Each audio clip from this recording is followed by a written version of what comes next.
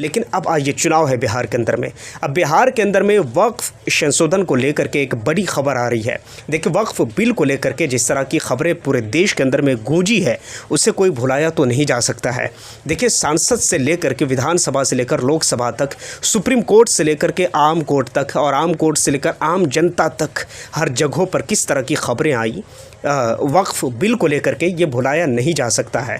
लेकिन फ़िलहाल हम इस चीज़ पर चर्चा करें, बता दें आप। देखिए, बिहार की कई दिग्गज पार्टियां जो कि इस वक्फ संशोधन बिल को लेकर के कह रहे हैं। देखिए, तेजस्वी यादव ने कहा कि अगर महागठबंधन की सरकार बनती है तो हम लोग वक्फ कानून को फाड़ देंगे। तेजस्वी के इस बयान के बाद सियासी पारा चढ़ गया है।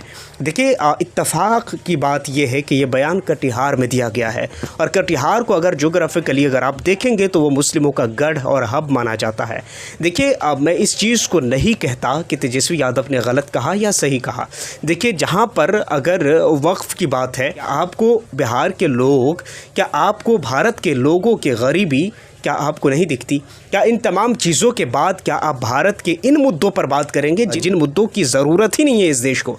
इस देश को ज़रूरत है अपने देश के अंदर में स्टेबिलिटी की। इस देश के लोगों को ज़रूरत है 2 वक्त की रोटी, और भी घर परिवार के साथ सुख सुकून के साथ रहकर कमा और खा सके।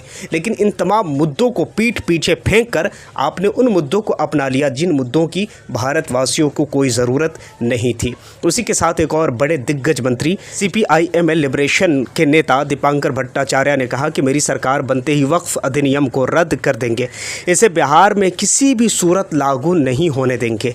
देखिए, इसमें कोई शक नहीं है कि बिहार में जो नेता गुजरे हैं वो अच्छे नेता गुजरे हैं, और मैं इतनी बात तो ज़रूर कह सकता हूँ कि बिहार के जो नेता है कहीं ना कहीं और दूसरी जगह के कंपैरेटिवली अगर आप देखेंगे तो जो लोगों के जो ज़ात पात है उस पर राजनीतियाँ कम होती हैं बिहार के अंदर।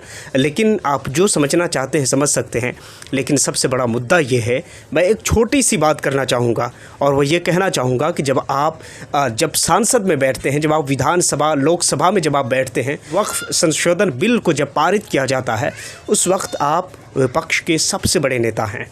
तो क्या आप वहाँ पर अपने पक्ष को किस तरफ आपने दिखाया? आपने किस तरफ अपने पक्ष को दिया? क्या ये नारा और ये बात क्या सिर्फ चुनाव के वक्त याद आता है?